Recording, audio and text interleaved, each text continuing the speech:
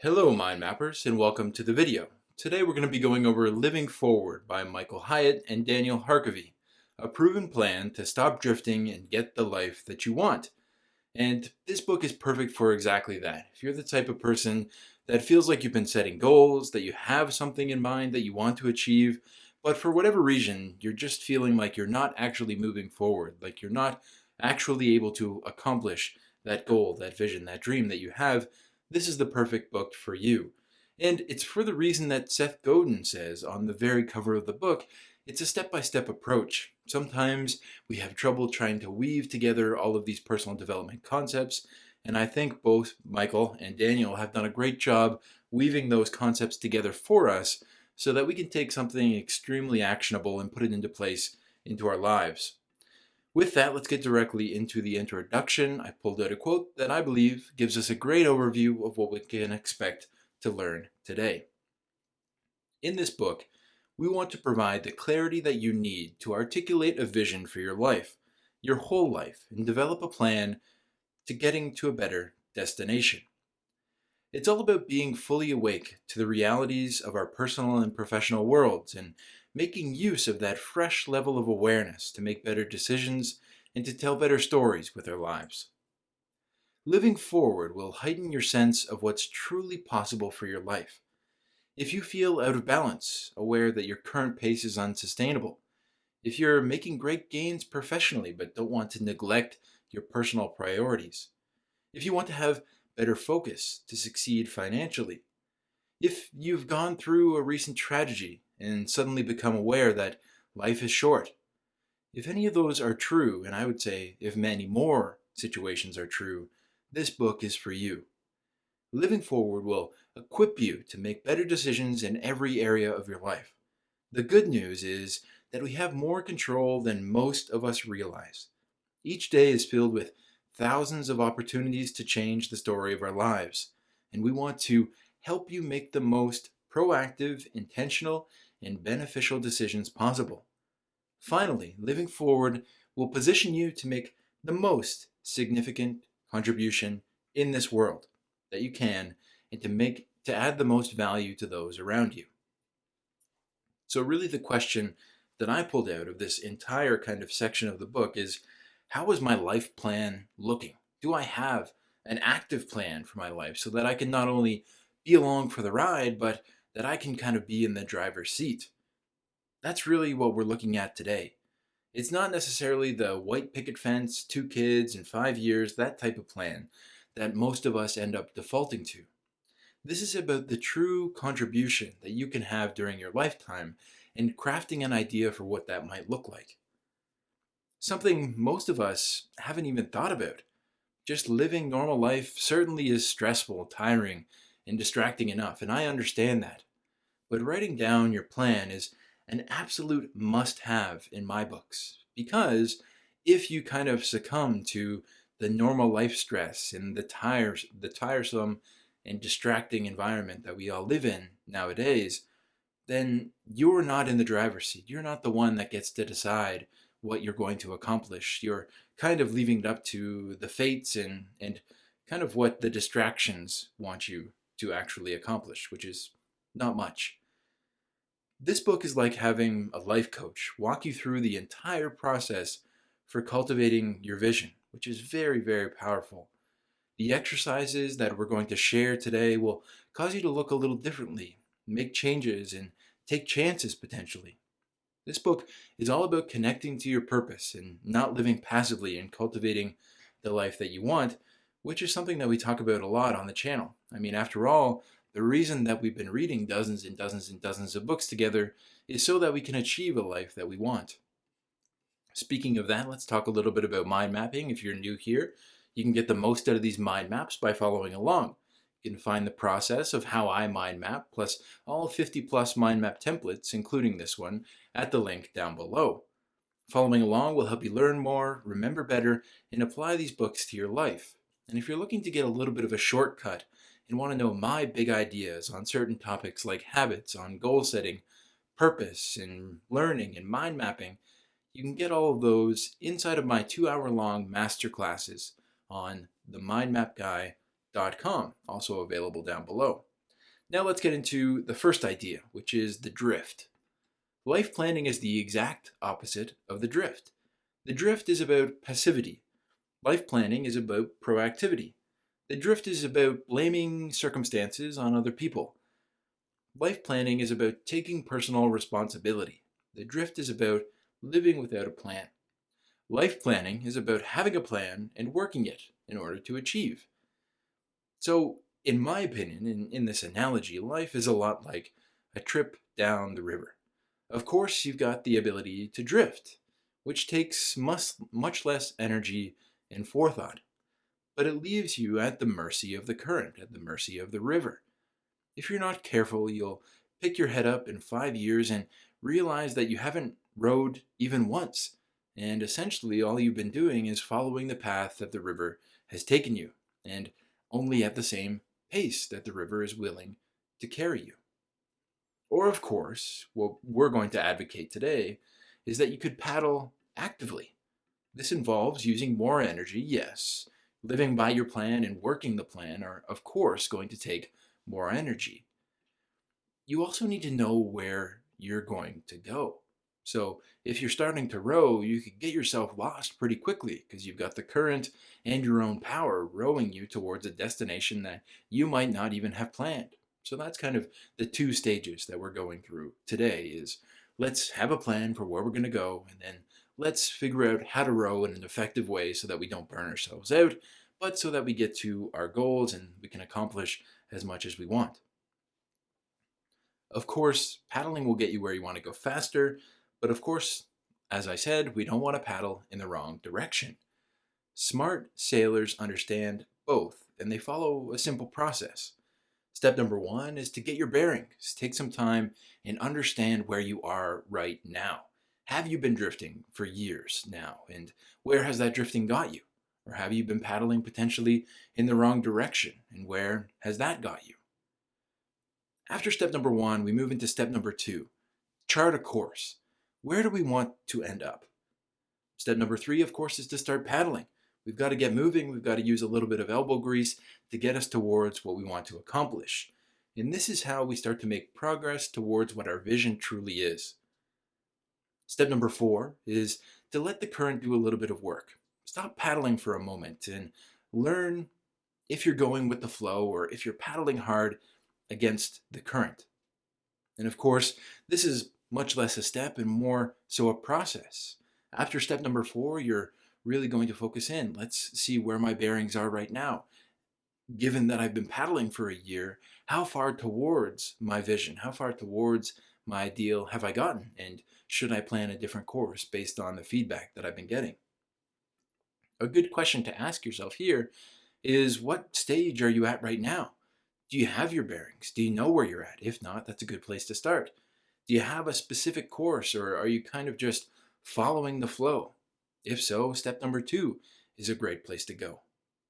If step number 3 is where you're stuck and you're feeling like you've got a course, you're feeling like you've got your bearings, but you just can't get yourself to paddle, you're going to want to listen to a lot of the talk that we're talking about purpose here today, because that is how we're going to motivate ourselves to continue to move towards what our real goals in life are. Our next idea is called life plan. Essentially, this is what we're talking about all day today. While others have written or spoken on this topic as well, the term life plan seems to have been commandeered by the financial services industry. If you Google the phrase, 99% of the results to the websites are selling financial or insurance products. Not us, not today. We're going to be using this phrase to refer to a specific kind of document. When we say life plan, here's what it means to us. A life plan is a short written document, usually 5 to 15 pages long. It's created by you and for you, and it describes how you want to be remembered. It articulates your personal priorities. It provides the specific actions necessary to take you from where you are to where you want to be in every major area of your life. It is most of all a living document. So that's something we'll talk a lot about today, is that this isn't necessarily something that you write down today and 5 years from now you have to be following the same exact life plan. This is a living document that you'll tweak and adjust as necessary for the rest of your life. So, really, the life plan starts with just writing it down. The life plan is a living and breathing document, something that you can look into and be deeply inspired. You can open up the pages and flip through if you're feeling down and understand that you might be in a little bit of a dip, but you're working towards something meaningful to you. Check in with yourself and you can see the progress that you're making or potentially where you're off course. And it's really just a guiding light when things get hard. I can't underscore how impactful writing down this life plan is going to be for you. It's been super impactful in my life. It's been extremely impactful with the dozens and dozens of people that I've shared my own version of it with inside of my coaching practice. This document isn't something that you write down once and never touch again. In fact, in my coaching practice, we look at the life plan every single week and we see, did we live up to our values? Did we move towards our goal in some meaningful way? It's something that you can change as you change, but it's also something that's going to motivate you to continue to stay the course when that's the necessary outcome.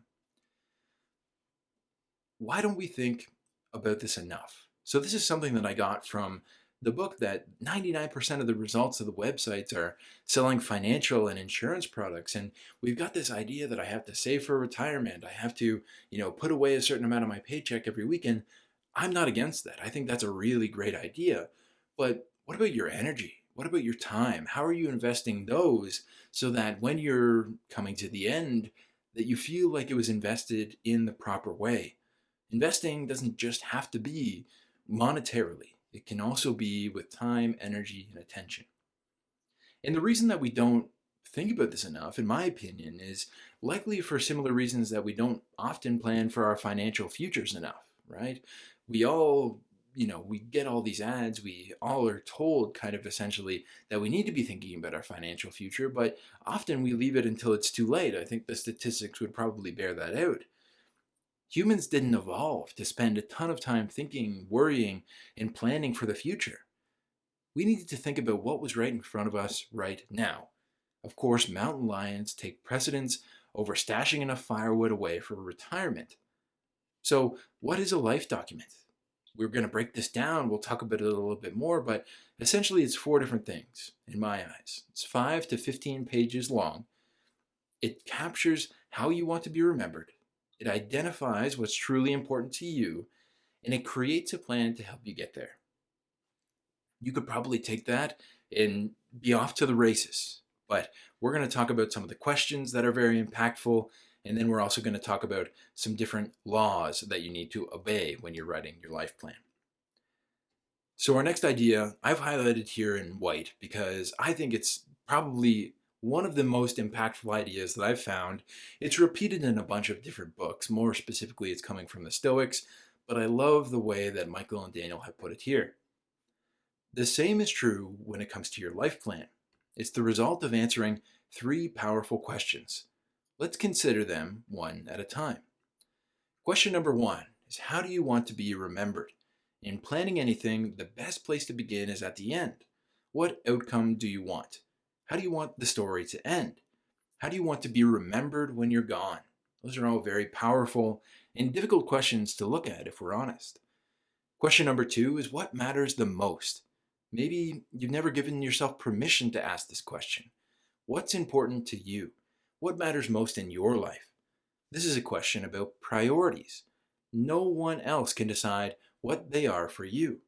So remember, we talked about the white picket fence and the certain amount of kids in the 5-year plan before. We need to buck that trend. We need to get away from having a plan that someone else has put out in front of us. And instead, we need to be willing to take responsibility and to give permission for ourselves to create the plan for us. What matters the most? What's important to me? Question number 3 is, how can I get from here to where I want to be? So this is where we're starting to live forward. This is where we're starting to create a plan.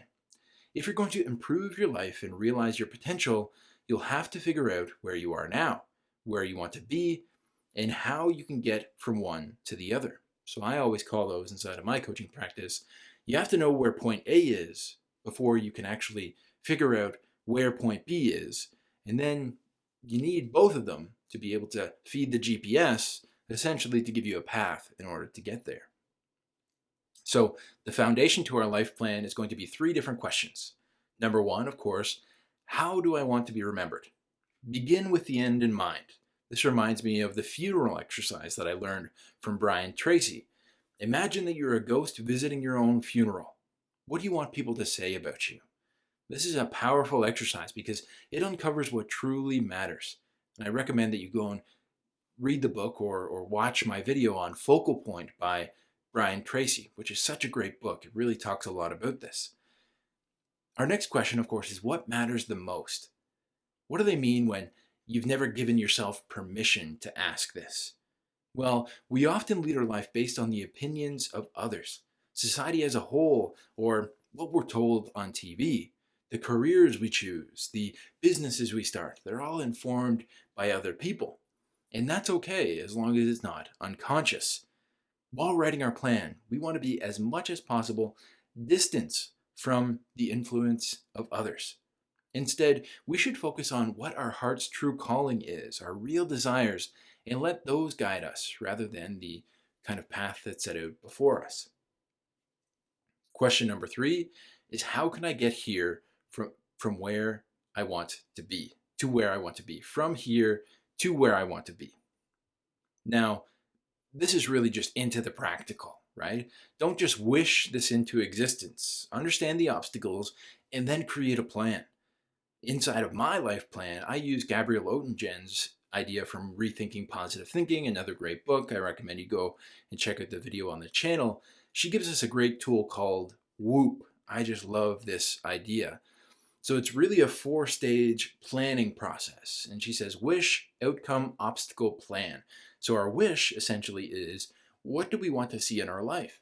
Try imagining something challenging yet doable and play around with the time frames. Everybody likes to do it a little bit different. You could do a year, a month, a week, or a day, and you can use Whoop for almost any different time frame. Our first O is outcome. What's the number one thing that you will benefit from that you will receive when this is achieved? So we've gone from wish, what do I want essentially, to outcome, what's the one thing that's going to make me actually buy into this? What's the outcome that I truly desire? Our second O is obstacle. And this is a really great point here. It's essentially what we're talking about in our third question here. What is an obstacle that stands in the way of me achieving this? This obstacle should come from within you. External obstacles we don't always have control over. For example, if you're planning to create a really big business, you might have things like anxiety, apathy, loneliness, or conditioned responses that you're going to have to overcome. You might have to create new habits for yourself. You might have to create new thinking patterns. And those are all obstacles that you're going to bump up against when you're trying to get to your wish. Our P at the end of WHOOP stands for plan. And essentially, again, this is the whole entire step number 3. What can you do to overcome that obstacle? So if you get anxious when you're first starting out your business, how can you overcome that? Are you going to go to therapy? Are you going to grab a coach? Are you going to do more meditation? What's your plan to overcome the obstacles? What is one effective thing that you could do? So I love breaking it down into one specific thing. What's one small habit that I can create such that by creating it, it's going to make my wish and outcome a lot easier to actually achieve? So let's start small. What's your one behavior or habit that you'll need to plan to pick up to achieve your plan? What's the one thing? What's one behavior or habit that you'll need to drop to achieve your plan? Those are both really good questions to start out with. Ideally, you pick a very small habit that you can build upon. And if you haven't already watched the videos that I've done on different books on habits, like Tiny Habits, Atomic Habits, I recommend that you go check those videos out because it's really, really impactful. If you understand how habits are built, they're way easier to build and to implement into your own life. Our next idea here, I called it pull. Keeping your eye on the future is essential for making the most of today. You need to acknowledge where you are, but you also need to see clearly where you're going. What do you want in each of the major categories of your life? What would they look like in their ideal state? What what's important is that the future be enticing enough to stay focused, and we call this pull power.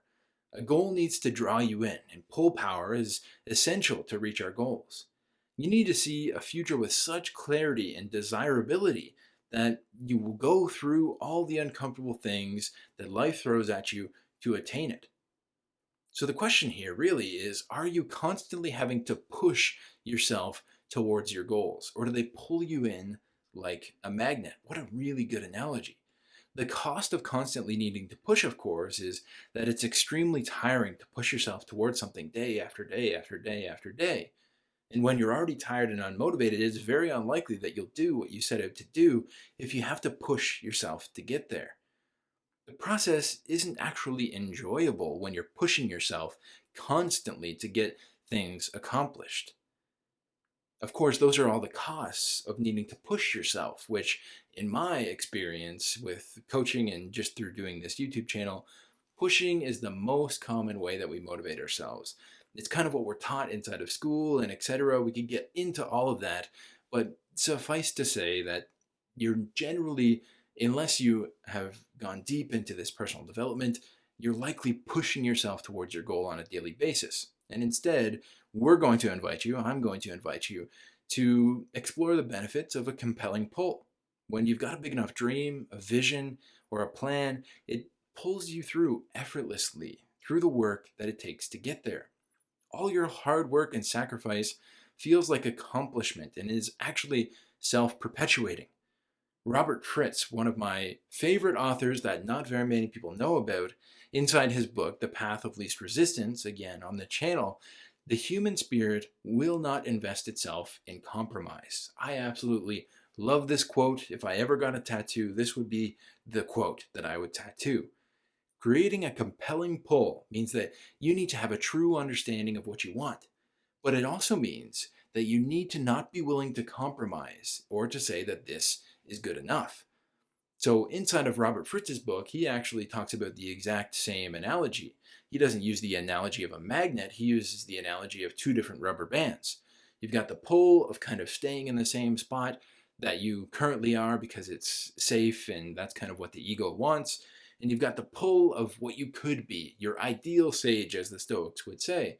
So I think what we're really going through here is this idea that we need to unloop as much as we can our need for security, unloop our need for kind of staying in the same spot, and then we need to reloop or kind of double loop or make the magnet a little bit stronger, whatever the analogy is going to be, with our ideal vision of the future.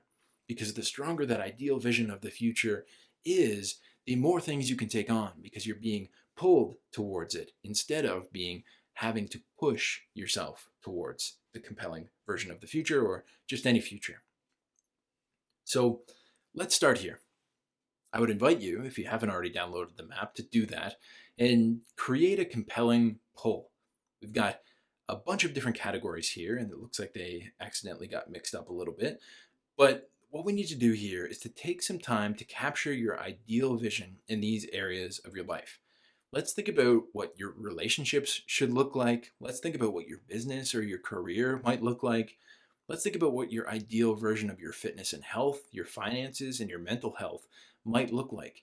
Take some time, write these down, use the mind map. If you've got the mind map downloaded, you can create a bunch of different subtopics for yourself.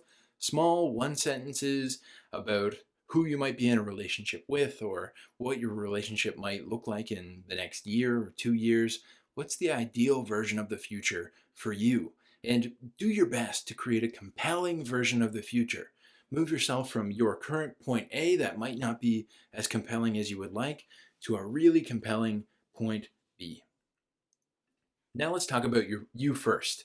This is something else that I think this book really articulated really well. It's something that we've certainly heard before in many other books, but you first is a very, very important concept here.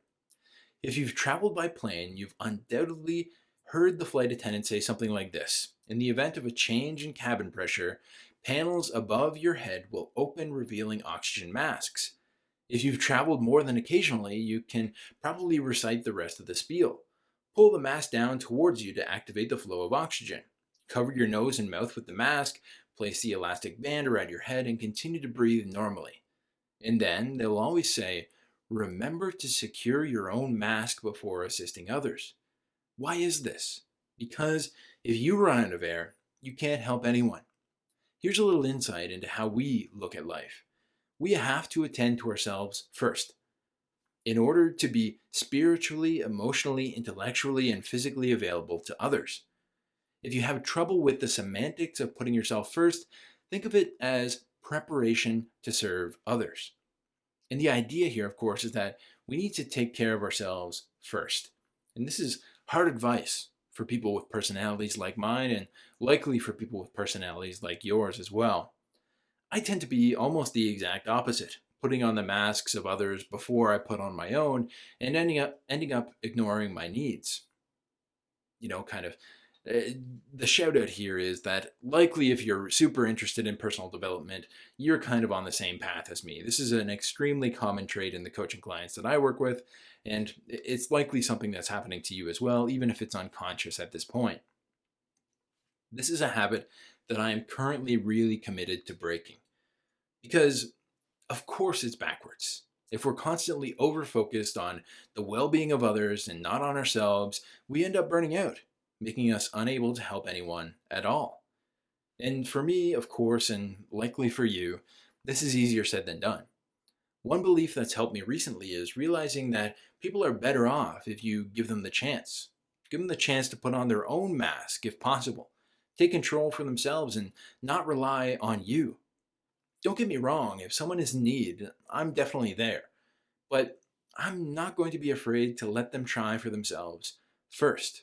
That frees up a lot of mental energy, a lot of time to be able to work on myself. Our final point today is the law. If you've heard renowned business and life thought leader Jim Rohn's law of diminishing intent, you know why this is important. The law of diminishing intent says that the longer that you delay something, the less probability you have of actually doing it. You lose all the emotional energy. That's why we encourage you to schedule a day within the next 2 weeks to create your life plan. And for me, this is all about the distance between. The law of diminishing intent is all about the distance between your thoughts and your actions.